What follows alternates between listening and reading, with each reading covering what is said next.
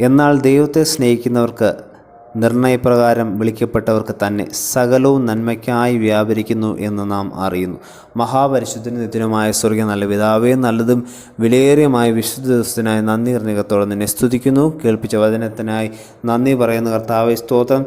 Hallelujah, സ്തോത്രം. നിന്നെ സ്നേഹിച്ച് ജീവിപ്പാൻ തക്കവണ്ണം അടിയങ്ങളെ നീ സഹായിക്കുമാറാണമേ എന്ന് പ്രാർത്ഥിക്കുന്നു.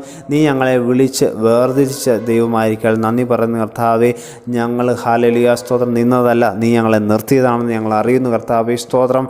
വചനത്തിൽ ബലപ്പെടുവാൻ തക്കവണ്ണം സഹായിക്കുമാറാണമേ എന്ന് പ്രാർത്ഥിക്കുന്ന കർത്താവേ, നീ സകല നന്മയും ഞങ്ങൾക്ക് ഒരുക്കുന്ന ദൈവമായിരിക്കാൻ നിന്നെ സ്തുതിക്കുന്നു, മഹത്വപ്പെടുന്ന കർത്താവേ. നീ ഞങ്ങളെ വിളിച്ച് വേർതിരിച്ച ദൈവമാണ് കർത്താവേ, അതിനായി നിന്നെ സ്തുതിക്കുന്നു, മഹത്വപ്പെടുത്തുന്നു കർത്താവേ. ഹല്ലേലൂയ.